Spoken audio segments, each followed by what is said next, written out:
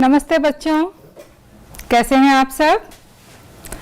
आइए इकाई 4 कर्मयोगी लाल बहादुर शास्त्री जी के अगली क्लास में आपका स्वागत है। पिछली क्लास में कर्मयोगी लाल बहादुर शास्त्री जी के कुछ अंश हमने पाठ्य पुस्तक में से वीडियो के स्वरूप में देखे थे। मैंने आपको गृह कार्य के रूप में शब्दों का वाक्य में प्रयोग करना तथा पाठ्य पुस्तक के एक पन्ने को पढ़ने का काम दिया था और मैं आशा करती हूँ कि आपने वह काम जरूर किया है, क्योंकि आपको काफी दिनों का समय मिल गया है जब तक अगली क्लास आएगी। सही है बच्चों? तो चलिए आज हम अपनी वही इकाई को आगे बढ़ाएंगे। पिछली इकाई में हमने उनके जीवन की कुछ यात्राओं को और उनके व्यक्तित्व की कुछ विशेषताओं के बारे में वीडियो के स्वरूप में जाना था। आइए इस पाठ वीडियो के स्वरूप में देखेंगे, जिसमें पठन हो रहा है और आपको ध्यान से श्रवण करना है। शास्त्री जी के नाम के साथ कर्मयोगी विशेषण जोड़ना बिल्कुल उपयुक्त है, क्योंकि मुझे तो उनका सारा जीवन ही कर्म से भरा हुआ मालूम पड़ता है। शास्त्री जी सामान्य परिवार से ऊपर उठकर देश के प्रधानमंत्री के जिस महत्वपूर्ण पद तक पहुंचे, उसका रहस्य उनके कर्मयोगी होने में ही छिपा हुआ है। वे उन लोगों में भी नहीं थे जो भाग्य पर भरोसा करके बैठे रहते हैं और अचानक कभी सफलता मिल जाती है, बल्कि वे उन लोगों में से थे जिनको अपनी हथेली की लकीरों के बजाय अपने चिंतन और कर्म की शक्ति पर अधिक भरोसा होता है और वे क्रमशः अपने जीवन का रास्ता बनाते हुए आगे बढ़ते हैं। शास्त्री जी के लिए कर्म ही ईश्वर था और इसके प्रति बिना किसी फल की आशा किए संपूर्ण भाव से समर्पित रहते थे। यहां तक कि जब भी उन्हें फल की प्राप्ति के अवसर मिले, तब भी उन्होंने उस ओर हमेशा उपेक्षित दृष्टि ही रखी। उनका जीवन दर्शन गीता के निष्काम कर्मयोगी का प्रतिरूप था। इसलिए मैं समझता हूं कि उन्हें केवल कर्मयोगी के बजाय निष्काम कर्मयोगी कहना कहीं अधिक उपयुक्त होगा। अपने उद्देश्य के प्रति दृढ़ आस्था, उस उद्देश्य को प्राप्त करने के लिए कर्म का भाव तथा उस कर्म के प्रति संपूर्ण समर्पण, ये 3 बातें मुझे उनके संपूर्ण चरित्र तथा जीवन दर्शन में दिखाई पड़ती है। अपने एक भाषण में उन्होंने इसी तरह के विचार व्यक्त करते हुए कहा था, यहां तक कि भले ही आप राजनीतिक क्षेत्र या सामाजिक क्षेत्र या किसी अन्य क्षेत्र में कार्य करते हैं, यदि आप उसमें सफल होना चाहते हैं, अपने दायित्वों का पूरी तरह से निर्वाह करना चाहते हैं, तो आपके कार्य और समर्पण तथा भक्ति और कर्म में समन्वय होना चाहिए। मैं शास्त्री जी की सफलता का रहस्य उनके इसी महत्वपूर्ण चिंतन में मानता हूं। साथ ही यह भी मानता हूं कि किसी भी व्यक्ति, समाज और देश के विकास का रहस्य इसी भक्ति और कर्म के सिद्धांत में निहित है। शास्त्री जी का संपूर्ण जीवन श्रम, सेवा, सादगी और समर्पण का अनुपम उदाहरण है। उनके ये गुण केवल उनके कार्यों और विचारों में ही अभिव्यक्ति नहीं पाते थे, बल्कि उनको देखने से ही इन सभी भावों का एहसास हो जाता था। उनके अपने व्यक्तित्व में विचारों का अनोखा समन्वय था। वे जो कुछ कहते थे वही करते थे। जो कुछ भी करते थे वह एकमात्र राष्ट्र लाभ की भावना से प्रेरित होकर करते थे। मुझे लगता है कि यह उनके चरित्र की एक बहुत बड़ी विशेषता थी, जिसके कारण देशवासी उन पर इतना अधिक विश्वास करते थे और उन्हें चाहते भी थे।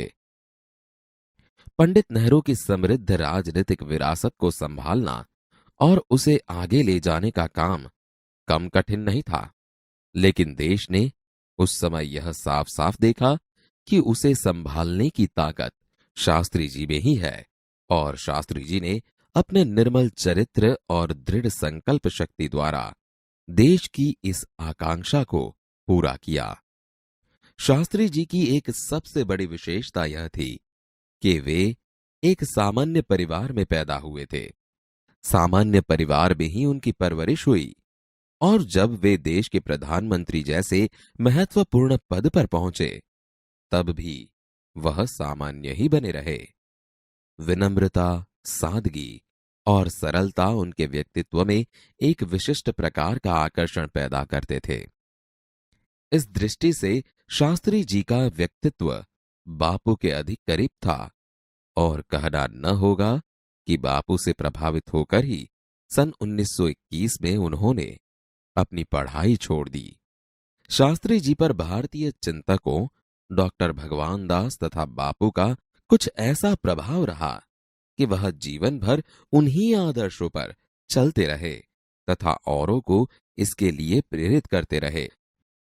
शास्त्री जी के संबंध में मुझे बाइबल की वह उक्ति बिल्कुल सही जान पड़ती है कि विनम्र ही पृथ्वी के वारिस होंगे। शास्त्री जी ने हमारे देश के स्वतंत्रता संग्राम में तब प्रवेश किया था जब वे एक स्कूल में विद्यार्थी थे और उस समय उनकी उम्र 17 वर्ष की थी। गांधी जी के आह्वान पर वे स्कूल छोड़कर बाहर आ गए थे। इसके बाद काशी विद्यापीठ में उन्होंने अपनी शिक्षा पूरी की। उनका मन हमेशा देश की आजादी और सामाजिक कार्यों की ओर लगा रहा। परिणाम यह हुआ कि सन 1926 में वे लोक सेवा मंडल में शामिल हो गए, जिसके वे जीवन भर सदस्य रहे। इसमें शामिल होने के बाद से शास्त्री जी ने गांधी जी के विचारों के अनुरूप अछूतोद्वार के काम में अपने आप को लगाया। यहां से शास्त्री जी के जीवन का एक नया अध्याय प्रारंभ हो गया। सन 1930 में जब नमक कानून तोड़ो आंदोलन शुरू हुआ तो शास्त्री जी ने उसमें भाग लिया, जिसके परिणाम स्वरूप उन्हें जेल जाना पड़ा। यहां से शास्त्री जी की जेल यात्रा की जो शुरुआत हुई तो वह सन 1942 के भारत छोड़ो आंदोलन तक निरंतर चलती रही। इन 12 वर्षों के दौरान वे 7 बार जेल गए। इसी से यह अंदाजा लगाया जा सकता है कि उनके अंदर देश की आजादी के लिए कितनी बड़ी ललक थी। दूसरी जेल यात्रा उन्हें सन 1932 में किसान आंदोलन में भाग लेने के लिए करनी पड़ी। सन 1942 की उनकी जेल यात्रा 3 वर्ष की थी, जो सबसे लंबी जेल यात्रा थी। इस दौरान शास्त्री जी जहां एक ओर गांधी जी द्वारा बताए गए रचनात्मक कार्यों में लगे हुए थे, वहीं दूसरी ओर पदाधिकारी के रूप में जनसेवा के कार्यों में भी लगे रहे। सन 1935 में वे संयुक्त प्रांतीय कांग्रेस कमेटी के सचिव बनाए गए। इस पद पर वे 1938 तक रहे। किसानों के प्रति उनके मन में विशेष लगाव था, इसलिए उनको सन 1936 में किसानों की दशा का अध्ययन करने वाली एक कमेटी का अध्यक्ष बनाया गया। पूरी लगन के साथ काम करके उन्होंने अपनी रिपोर्ट प्रस्तुत की, जिसमें जमींदारी उन्मूलन पर विशेष जोर दिया गया। इसके बाद के 6 वर्षों तक वे इलाहाबाद की नगरपालिका से किसी न किसी रूप में जुड़े रहे। मैं समझता हूं कि इस अनुभव ने भी शास्त्री जी के व्यक्तित्व और चिंतन को नागरिकों की समस्याओं से निकट से परिचित कराया। उनके पास ग्रामीण जीवन का अनुभव था। अब इसके साथ ही इलाहाबाद नगरपालिका ने जनसेवा का भी अनुभव जोड़ दिया था। लोकतंत्र की इस आधारभूत इकाई में कार्य करने के कारण वे देश की छोटी छोटी समस्याओं और उनके निराकरण की व्यावहारिक प्रक्रिया से अच्छी तरह से परिचित हो गए थे। कार्य के प्रति निष्ठा और मेहनत करने की अदम्य क्षमता के कारण सन 1937 में वे संयुक्त प्रांतीय व्यवस्थापिका सभा के लिए निर्वाचित हुए। सही मायने में यहीं से शास्त्री जी के संसदीय जीवन की शुरुआत हुई, जिसका समापन देश के प्रधानमंत्री पद तक पहुंचने में हुआ।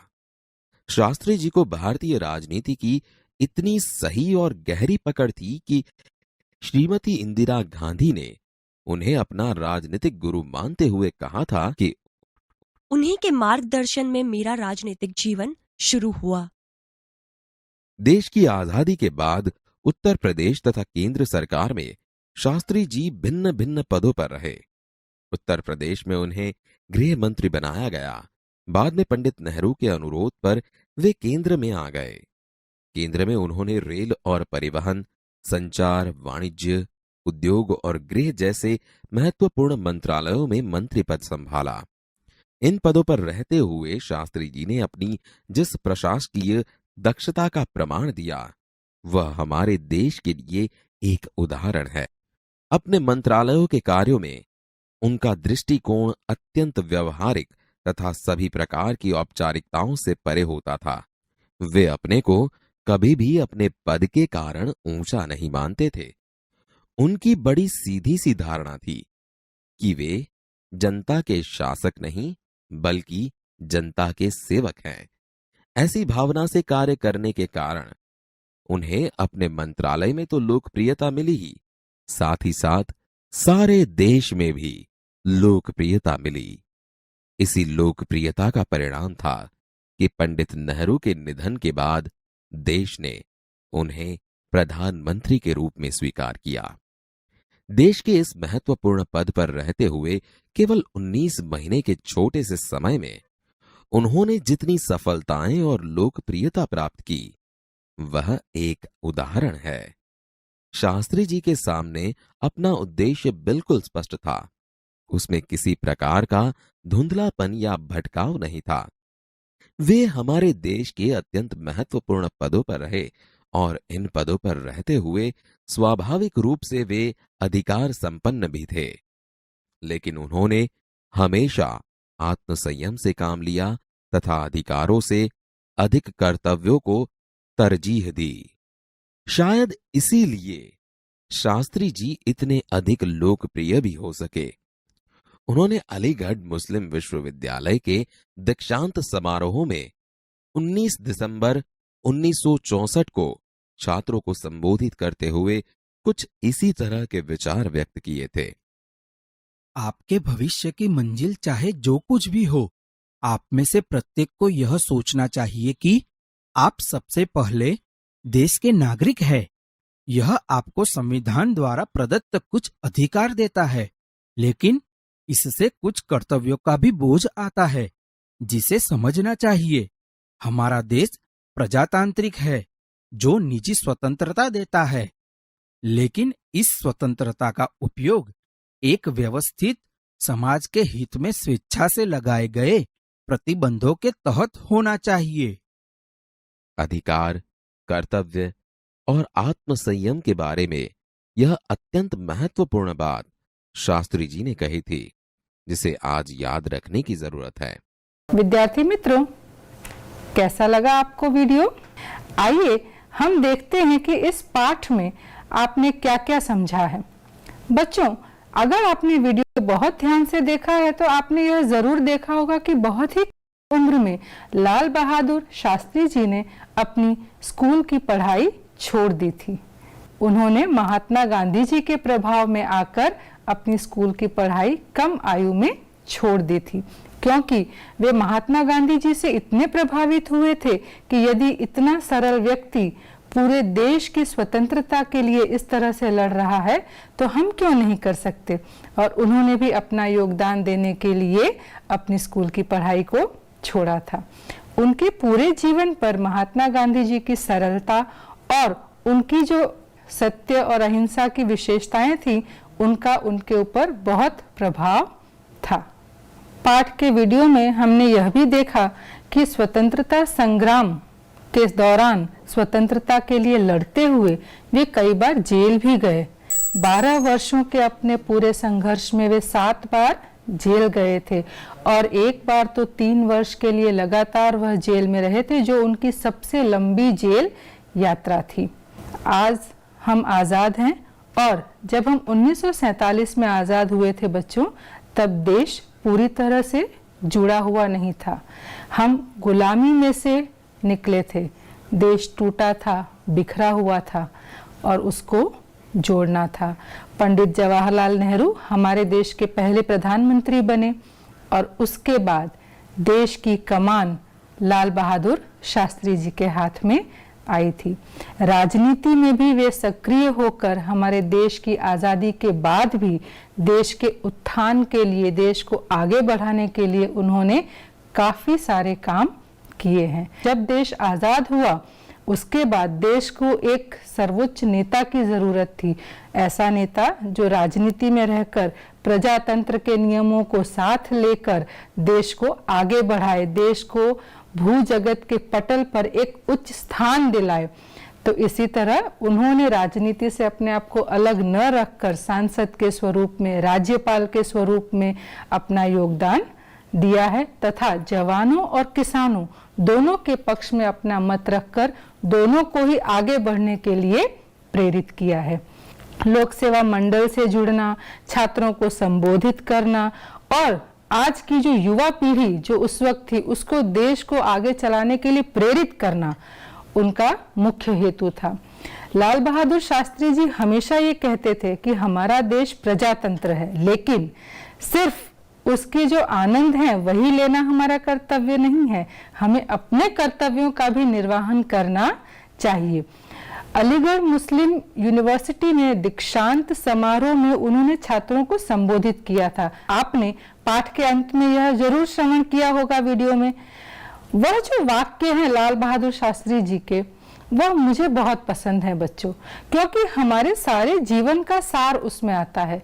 यदि हम अपने घर को स्वच्छ रखते हैं तो लगता है सब कुछ स्वच्छ है, पर ऐसा नहीं है बच्चों। हमें अपने देश को भी स्वच्छ रखना है। जो मूल्य हम घर में चाहते हैं या दूसरों से अपेक्षा रखते हैं, वही मूल्य हमें देश के प्रति, समाज के प्रति भी देना चाहिए। तो वह जो छोटा सा अंश है दीक्षांत समारोह में जो उन्होंने छात्रों को संबोधित किया था, वह मुझे व्यक्तिगत रूप से बहुत प्रिय है और आइए मैं उसका पठन आपके लिए करना चाहती हूँ। एक एक शब्द और उसका जो भाव है वो आप ध्यान से समझिएगा तो लाल बहादुर शास्त्री जी के जीवन का, उनके कर्मयोगी होने का जो पूरा विवरण है वो बच्चों आप आराम से समझ पाएंगे। और मैं जरूर आपसे ये आशा रखूंगी कि उनकी यह जो वाक्य हैं दीक्षांत समारोह के, वह आप सभी को जीवन में उतारना चाहिए, जिससे कि आप में समर्पण की भावना, सेवा की भावना, कर्तव्यनिष्ठ बनने की जो भावना है वह आप अपने आप में प्रस्थापित कर सकें। तो चलिए मैं उसका पठन करूंगी और आप बहुत ध्यान से उसका श्रवण करिएगा। आइए देखते हैं। छात्रों को संबोधन दीक्षांत समारोह में, वह तारीख थी बच्चों 19 दिसंबर 1964। उनका संबोधन कुछ इस प्रकार है। आपके भविष्य की मंजिल चाहे जो कुछ भी हो, आप में से प्रत्येक को यह सोचना चाहिए कि आप सबसे पहले देश के नागरिक हैं। बच्चों एक बार फिर से ध्यान से सुनिएगा। आपके भविष्य की मंजिल चाहे जो कुछ भी हो, आप में से प्रत्येक को यह सोचना चाहिए कि आप सबसे पहले देश के नागरिक हैं। यह आपको संविधान द्वारा प्रदत्त कुछ अधिकार देता है, लेकिन इससे कुछ कर्तव्यों का भी बोझ आता है जिसे समझना चाहिए। हमारा देश प्रजातांत्रिक है जो निजी स्वतंत्रता देता है, लेकिन इस स्वतंत्रता का उपयोग एक व्यवस्थित समाज के हित में स्वेच्छा से लगाए गए प्रतिबंधों के तहत होना चाहिए। तो बच्चों आपने क्या सीखा उनके इस संबोधन से? जरा सोचिए, कुछ मुद्दे अपने आप मन में उजागर करिए। उन्होंने साफ शब्दों में कहा है बच्चों कि हमारे पास जो कुछ भी हक हैं जिनका हम आनंद लेते हैं और हमारे पास जो भी स्वतंत्रता है, निजी स्वतंत्रता जो हमें संविधान प्राप्त करता है, उसके साथ साथ कर्तव्यों के बोझ को भी समझना चाहिए। और प्रजातंत्र में हमें संपूर्ण आज़ादी है। हम हर तरह से, हम जो धर्म चाहें वह निभा सकते हैं, हम जो खाना चाहें वह खा सकते हैं, हम जहां घूमना चाहें घूम सकते हैं। संविधान हमें यह अधिकार देता है कि हम देश के किसी कोने में अपने जीवन उपार्जन के लिए आ जा सकते हैं, उसके लिए कोई रोक टोक नहीं है।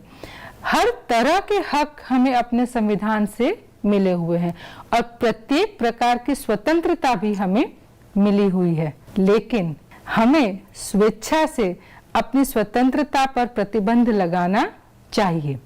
इस प्रतिबंध से क्या मतलब है बच्चों, कि क्या हम कहीं घूमना फिरना छोड़ दें, हमें जो करना है हम वो करना छोड़ दें? नहीं बच्चों, यहाँ पर प्रतिबंध से अर्थ है कि हम देश के हित में काम करें, देश की सुरक्षा के लिए काम करें और देश के लिए जो अच्छा है, देश जिससे आगे बढ़ सके, उस प्रकार के कार्य हम करें। हमें कोई ऐसा कार्य नहीं करना है जिससे कि देश की गरिमा पर कोई लांछन लगे, और यदि कोई ऐसा कार्य हम करने वाले हैं तो उस पर हमें प्रतिबंध लगना चाहिए, उस पर हमें स्वेच्छा से खुद से प्रतिबंध लगाना चाहिए। तो लाल बहादुर शास्त्री जी का यह कथन मुझे बहुत प्रिय है और आपको भी प्रिय होना चाहिए बच्चों, क्योंकि प्रजातंत्र का दुरुपयोग हमारे देश के लिए खतरनाक है। तो प्रजातंत्र को हम अच्छे से स्वीकारें, उसका आनंद लें तथा अपनी स्वतंत्रता को देश के हित में लगाएं। और आप तो आगे की आने वाली युवा पीढ़ी हैं, आपको आगे पढ़ लिख कर समाज में अपना योगदान देना है, आर्थिक योगदान देना है और अपनी बुद्धिमत्ता से भी योगदान देना है। तो आप इन शब्दों को, ये जो हमारे देश के सही मायने में जो हीरो कहलाते हैं, उनकी बातों को ध्यान में रखकर आपको आगे बढ़ना है। तो आप सब बोलिए कि हम अपनी स्वतंत्रता का दुरुपयोग नहीं करेंगे, प्रजातंत्र के नियमों का पालन करेंगे। ठीक है बच्चों, आइए इस पाठ के अगले अंश के अंदर जो नए शब्द आए थे उनको हम जानते हैं और उनके अर्थ के बारे में समझने का प्रयास करते हैं। चलिए अपरिचित शब्दों को देखते हैं। पहला शब्द है बच्चों आस्था, जिसका अर्थ है श्रद्धा।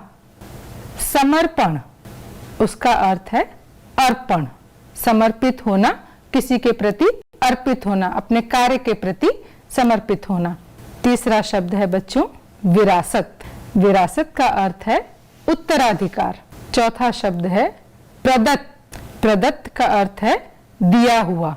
जैसा कि आपने उस संबोधन में देखा था ना, निजी स्वतंत्रता हमें संविधान ने प्रदत्त किया है, मतलब संविधान ने हमें दिया है। निहित, निहित का अर्थ है अंतर्गत, उसमें शामिल जो होता है उसके निहित है, उसके अंतर्गत है। आइए कुछ और शब्द देखते हैं बच्चों। अगला शब्द है दक्षता, जिसका अर्थ है निपुण, किसी भी कार्य में दक्ष होना, निपुण होना, जिसे हम इंग्लिश में एक्सपर्ट होना भी कहते हैं। अगला शब्द है, सातवां शब्द देखिए आह्वान। आह्वान का अर्थ है ललकार, स्वतंत्रता के लिए आह्वान करना मतलब ललकारना। आठवां शब्द है उन्मूलन, जड़ मूल से नष्ट करना, जिसे हम कहते हैं नाबूद करना, मिटा देना। नौवां शब्द है बच्चों समन्वय, समन्वय का अर्थ है संयोग। और 10वां शब्द है जन सेवा, जन सेवा का अर्थ है लोक सेवा, लोगों की सेवा करना, समाज में पिछड़े वर्ग की सेवा करना, यह सभी हमारे कर्तव्य हैं बच्चों।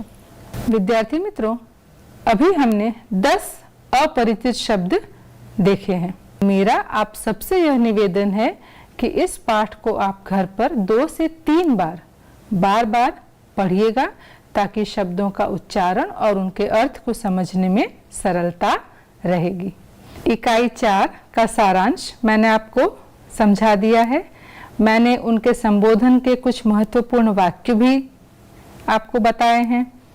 ठीक है बच्चों, और उनके जीवन का पूरा जो ध्येय है, जो वो हमारे जीवन में उतारना चाहते थे, युवा पीढ़ी के जीवन में, वह भी आपको मैंने समझाया है। और आशा करती हूँ कि आप उनके पथ पर आगे बढ़कर देश को आगे बढ़ाने में अपना योगदान जरूर देंगे। अब पाठ तो यहाँ पर समाप्त होता है। हमने पठन कर लिया है, अपरिचित शब्दों के अर्थ भी देखे हैं। अब स्वाध्याय और कुछ प्रश्नोत्तरी की बारी है। मैं आपसे कुछ प्रश्न करूंगी। यह प्रश्न पाठ्य पुस्तक में नहीं है बच्चों, पर आपने इतने बड़े पाठ को अच्छे से सुना है, समझा है, तो स्वाभाविक है आप मेरे छोटे छोटे प्रश्नों के उत्तर तो दे पाएंगे। चलिए कुछ प्रश्न आपके लिए लेकर आई हूं। पहला प्रश्न देखते हैं। निम्नलिखित प्रश्नों के उत्तर एक वाक्य में दीजिए। पहला प्रश्न है, शास्त्री जी के नाम के साथ कौन सा विशेषण जुड़ा हुआ है? आप सभी के हाथ ऊपर हैं, ऐसा मैं सोच सकती हूं। शास्त्री जी के नाम के साथ कौन सा विशेषण जुड़ा हुआ है? और ये रहा आपका उत्तर, और आशा करती हूं आप सभी के उत्तर सही होंगे। शास्त्री जी के नाम के साथ कर्मयोगी विशेषण जुड़ा हुआ है। आइए दूसरा प्रश्न देखते हैं। शास्त्री जी के लिए कर्म क्या था? थोड़ा याद करिए।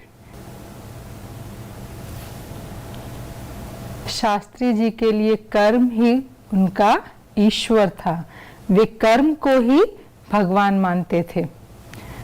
आइए तीसरा प्रश्न देखते हैं। कौन सी बातें शास्त्री जी के व्यक्तित्व का आकर्षण थी? यह तो बहुत ही महत्वपूर्ण प्रश्न है बच्चों।